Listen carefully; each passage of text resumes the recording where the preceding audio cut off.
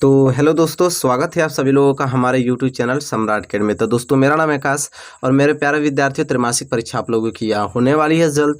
तो इस वीडियो में बात करने वाला हूँ हिंदी के वेरी मोस्ट इंपॉर्टेंट, जो कि त्रैमासिक पेपर में आने वाला है और उसको तैयार करके ही आपको जाना है किसी कीमत पर। ठीक है, 80 नंबर से नीचे आ ही नहीं सकता अगर मेरी वीडियो पूरी आप देखते हो तो। ठीक है, जितनी वीडियो हिंदी का बनाऊंगा, अगर पूरी वीडियोज आपने देख ली, 100% दावे के साथ कह रहा हूँ कि 80 नंबर कोई रोक नहीं सकता है। तो आइए इस वीडियो में पहले मैं बात कर लूँ कि कौन सा मोस्ट इंपॉर्टेंट क्वेश्चन आपको याद करके जाने हैं। ठीक है, पहला प्रश्न जैसा कि देख पा रहे हैं, प्रश्नों को तो आप समझ लीजिए कि आपको रट्टा ही मार लेना है। ठीक है, क्योंकि ये ऐसे प्रश्न है जो कि बोर्ड एग्जाम, छमाही, तिमाही सब में पूछेगा। ठीक है, तो इस क्वेश्चंस को आपको याद करके जाने हैं। क्या है क्वेश्चन कि रीतिकाल के दो कवि और उनकी रचनाएं लिखिए।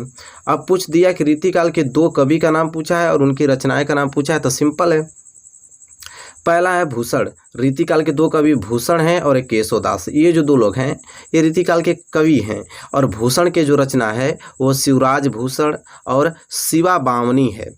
भूषण के रचना जो है शिवराज भूषण और शिवा बावनी है। इसी तरह केशवदास जी के जो महत्वपूर्ण रचना है वह है चंद्रिका और वीर सिंह देव चरित।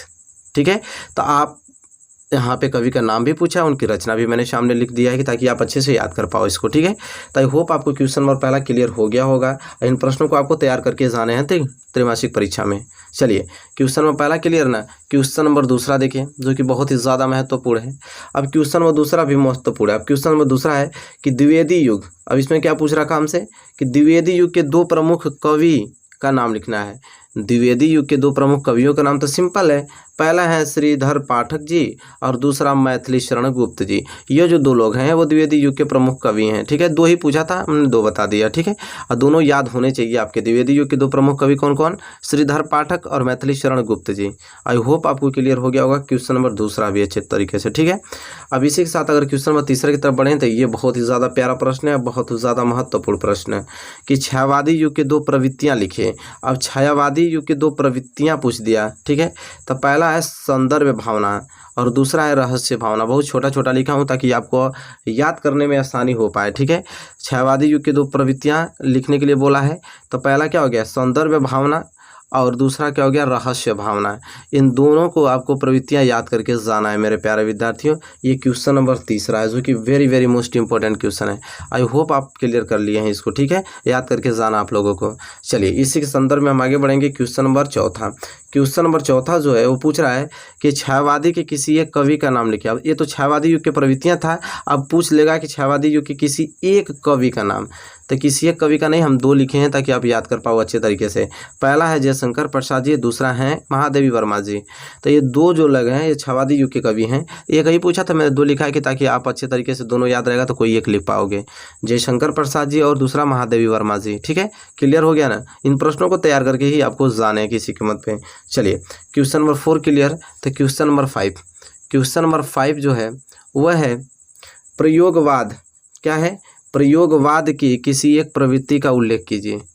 प्रयोगवाद की किसी एक प्रवृत्ति का उल्लेख करना है आपको। ठीक है, तो चलिए दो प्रवृत्ति में लिख दिया हूँ ताकि आप इसको याद कर पाओ अच्छे तरीके से। पहला विद्रोह का स्वर, दूसरा कुंठा एवं निराशा का स्वर। पहला क्या हो गया? विद्रोह का स्वर, दूसरा कुंठा एवं निराशा का स्वर। यह प्रयोगवाद की किसी एक प्रवृत्ति का उल्लेख करने के लिए बोला था, हमने दो लिखा है, दोनों में से याद कर लीजिए, कोई एक लिख दीजिएगा।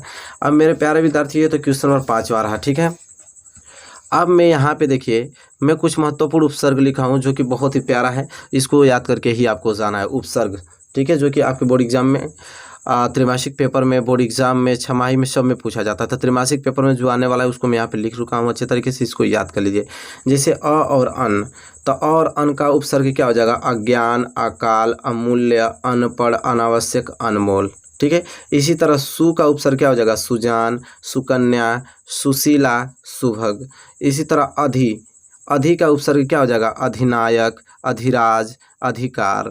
इसी तरह अनु का क्या हो जाएगा? अनुभाव, अनुभव, अनुकूलन। अप का क्या हो जाएगा? अपहरण, अपराध और अपकार हो जाएगा। ठीक है, फिर अभी का क्या हो जाएगा मेरे प्यारे विद्यार्थियों? अभी का हो जाएगा अभिमान, अभिशाप और क्या हो जाएगा? अभिधारणा हो जाएगा। ठीक है, इसी तरह उप, उप का उपसर्ग क्या होता है? तो उप का उपसर्ग उपनाम, उपमंत्री, उपकार और उपयोग हो जाएगा। तो देखिए यह उपसर्ग है, इतना अगर उपसर्ग आप तैयार कर लेते हो तो इससे बाहर तो त्रैमासिक पेपर में जाने ही वाला नहीं है। समझ लीजिए कि आप इसको याद कर ले तो बहुत ही ज़्यादा अच्छे मार्क्स ला पाओगे। तो मेरे प्यारे विद्यार्थी, आई होप आपको क्लियर हो गया होगा। ठीक है, तो इतना प्रश्न आप याद करके जाइए। और हिंदी के और मैं वीडियोस बना चुका हूँ, उसको जाके देख लीजिए। ठीक है, जितने वीडियो में हिंदी के बनाऊंगा सब देख लेते हैं तो 80 नंबर से कोई आपको रोक नहीं सकता है। ठीक है, तो मेरे प्यारे विद्यार्थी, वीडियो कैसी लगी है? वीडियो अच्छी लगी हो, हेल्पफुल लगी हो तो प्लीज़ लाइक कीजिए। चैनल पर नए हैं तो चैनल को सब्सक्राइब कर लीजिए, हमारे साथ जुड़कर अच्छे से तैयारी कीजिए। चलिए मिलेंगे आपसे नेक्स्ट वीडियो में, तब तक के लिए धन्यवाद।